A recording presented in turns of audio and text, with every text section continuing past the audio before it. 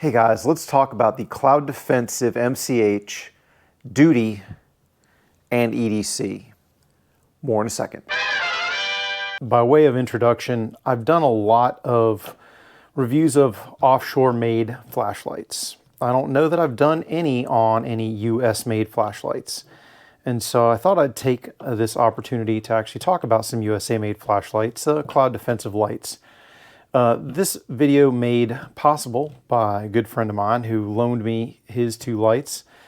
This did not come out of my poor failing bank account or anything like that. But as always, I appreciate him for letting me bum these for this review. To talk about these lights, like I said, USA made, and that's part of it. But and I probably want to step back. This is the EDC. This is the Duty light. They're MCH Duty. And the thing about this is it's really designed to be as bomb-proof as humanly possible. It is obviously aluminum, anodized. The bezel is tool steel. Like this is legit, like Rockwell 6061 tool steel. You're going to have to try really hard to break this bezel, the end of the light. I don't know what it would take. And the glass is 3 millimeters thick, and it's designed to be user serviceable. So if you do manage to bust the glass, it is replaceable. Most of the things on this are configurable, so you can take it apart, put it back together. It claims 1800 lumens, 50,000 candela. In my testing, it made right at that. So the claims were legit for the Duty light. This is shown with the optional Thrym switchback.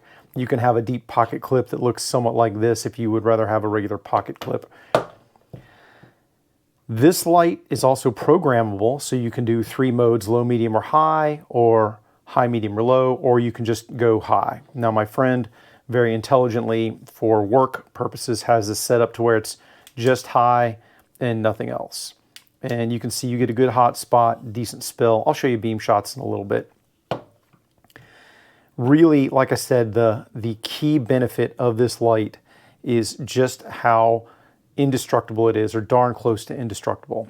Yes, you could certainly buy some offshore stuff with similar or higher outputs for way cheaper. Won't be as durable. Now, you're probably saying, heck, I could buy 2 or 3 of those. Yep, that's also true. But if you want something that you want to have the least possibility of failing, then this is going to be your jam. It is an exceptional light in terms of durability.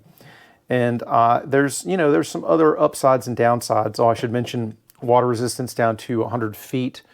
I forget how long you can leave it down there. Nobody here is hopefully going to be leaving their flashlight submerged to a depth of 100 feet for any length of time, but it is heavily waterproof, has a rechargeable battery. Understand that it's not directly chargeable through the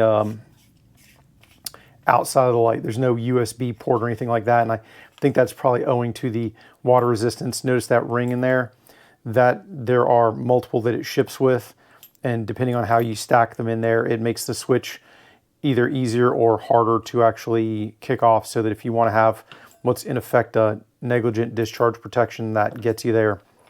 Comes with their own batteries, 18650s, rechargeable, and you're going to need a separate recharger to charge them. If that's a pain to you, just understand that that's kind of what you're going to have to deal with to have the level of water resistance that this thing has, because it's exceptional. Let's see, let's try and screw it back together like this. So, like I said, it's not a big deal, but understand that it's something that you're going to have to deal with if you are going to get this light. It is a bomb-proof, American-made, like seriously duty-rated light. You could probably whack this thing through plywood, glass, small children, feral animals, you name it. And with a switchback, you get even more ability to kind of work with the light, because you can reload, do things you need to do, flip it back into your hand to do what you need to do. You can also run it in various modes by using your finger here. Probably more than I want to get into, but I think Aaron Cowan's done a video on all the different ways you can use switchbacks. Neat addition to lights that they will fit. And so I certainly wouldn't dissuade you from getting a switchback for either this light or any other light if it was compatible. So an amazing light. Oh, I should also mention that if you don't want to use the 18650, it will take two CR123s. It's not going to put out as much light.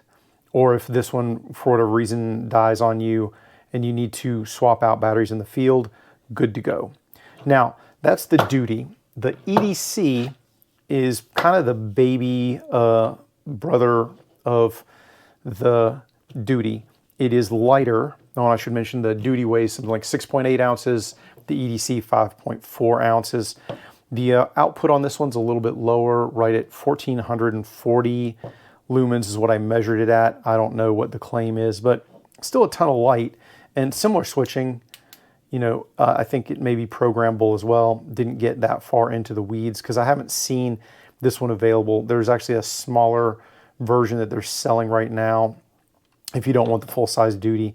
And they also have a high candela version of these. So if you want something that's got more throw, they've got you. Same setup when it comes to the battery, rechargeable battery. And I suspect if not the same amount of water resistance, darn close. You don't have that bulletproof bezel. It's just the aluminum bezel. But the deep pocket clip is cool. So if you want to use something for EDC, that is pretty nifty. Did I mention USA made? I'll show you some beam shots. All right, so let's do some indoor beam shots with Cloud MCH. Here's the EDC, which is kind of the baby brother. But if I turn it on, good, strong hot spot, a lot of spill. Hey, that near wall's 4 yards, far wall is 10 yards. This is a little warmer than I'm used to out of a lot of LEDs, so the color spectrum with this is pretty awesome. And yeah, these do have a medium and a low, but I have them set for only high. All you're gonna get with this, so I'm gonna keep this nice and short. Did I mention this put out somewhere around 1440 lumens when I tested it? Here's the Duty, obviously a little bit brighter. This one put out somewhere darn close to the 1800 lumen mark. Same thing, super good hot spot, good spill, you know, not so much that it's gonna crush you indoors. Side note, I have yet to see that, but good beam shots. Let's take it outdoors, see what we get. All right, so closer range outdoors. From me to the tree line's about 20 yards. Here's the EDC. You can obviously see it nicely on the fence, but also on the trees. This is, despite being a slightly smaller bezel and not crazy amounts of output, a good amount of candela, it really kind of gives you good throw. So I like that. And then if we compare it to the Duty, same thing, we get a lot of light right on the fence we see there, trees out there. Once again, it's a good distance thrower. Let's see what it does with a little bit longer range. All right, just to set the stage, I got a fence to my right, and where that car and the street light are about 180 yards. There's the EDC. I don't know if you can see the stop sign out there as well, but I'm easily getting, you know, all that reflection with the EDC. Plenty of distance for a smaller light and a deep pocket carry. I like that a lot. And then if I move to the Duty, man, we're really getting throw.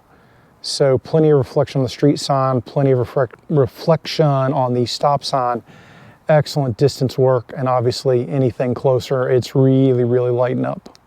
So after playing with these lights for several weeks, and by the way, thank you so much for letting me borrow them. I appreciate that. I'll not mention any names. I don't know if he wants to be named in this video or not, but thank you, sir. I appreciate you. I'm left with a lot of thoughts. There's a lot to like about these lights. There's stuff to maybe not like. So let me break it down. One, in terms of durability, especially the Duty is crazy durable. With a tool steel bezel, I feel like you could hammer through a freaking car door with this thing. The EDC, not built quite so sturdily, but it's not really designed for that same use. The output was good. They both made their claimed outputs, and I like that. I like a good beam pattern. I like it when a company says it's gonna make this much light, and it actually does. Sometimes I am unpleasantly surprised when companies put out something and they claim some mad numbers and they just don't back it up. That was not the case with these lights. I like that they are programmable, and so you can make it to where it only does high, or if you want to do multi-mode where you have the ability to go lower. Some people don't use these just for duty. Some people use these for other tasks despite or in spite of doing things like on a work kind of basis, or you can use it for both. So it excels in that regard. The ability to change how hard it is to press the tail switches with their variable washer system is also good in case you're worried about getting a negligent discharge. The ability to do momentary with a partial press or to put it on with a full click, I like a lot. The compatibility with the Thrim switchback for the Duty, I also like a lot. The deep carry pocket clip on the EDC is pretty awesome. So if you want to stuff it down in your pocket and you don't want to have a lot of it hanging out, that's good to go as well. The warranty on these is limited lifetime, which is excellent. USA made company, that's awesome too. Those are the upsides. Not to say that these lights are perfect, so let me just go into the downsides. One, because they are made onshore, they are not cheap. You know, at the time of this video, I want to say these are around 175 bucks each, and the EDC isn't really in play anymore. Now it's the HC, which is slightly lower lumens but higher candela. So you get kind of the more recent version of the EDC if you go buy today. The pricing is what you would expect for onshore lights. You know, their competitors, Surefire, Modlite, there might be one or two others. They command similar pricing. So if you're going to buy something that's made in the United States, you're going to pay more money. There's no ability to recharge these things without an external battery charger. So you're going to have to get a charger to charge the batteries. There's no USB-C port on either of these, and the batteries themselves don't have a USB-C port, which I've seen, and that is lacking. There are some other companies out there that have better setups when it comes to the charging of these lights. Now, it is a dual fuel. You can use 123s in a pinch, but I want to be able to charge these in my car or at my desk. I don't want to have to go and dig out a charger and do a bunch of goofy stuff. So that's kind of a downside as well. I've heard anecdotal reports of some of the earlier ones having flickering issues and switching issues. And I've also seen reports on various forums and Reddit of some sporadic issues with customer service.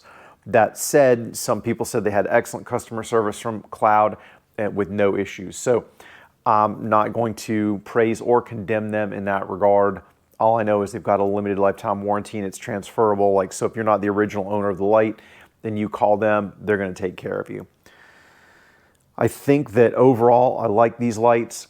I realize that there are higher output lights available out there, especially for the money. You're talking about buying offshore at that point, mostly Chinesium, and that carries with it the whole stigma one way or the other. If you're willing to buy those offshore made lights, then you are probably going to get more output in terms of candela and lumens. And I've already tested some of those others on this channel. You've seen them.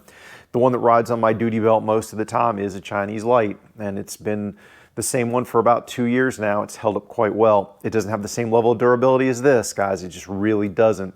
But you're talking about something that is somewhere around 50% of the price, maybe slightly more expensive. But in terms of bang for buck, you can get more if you want to get Chinese. It's just a fact of life that we find ourselves in today. So overall, I like these lights. I think they're a solid choice for work or for not work, depending on what you're looking for in lights. And especially if you're looking for a USA made light, you could definitely do worse than the Clouds. I like them a lot.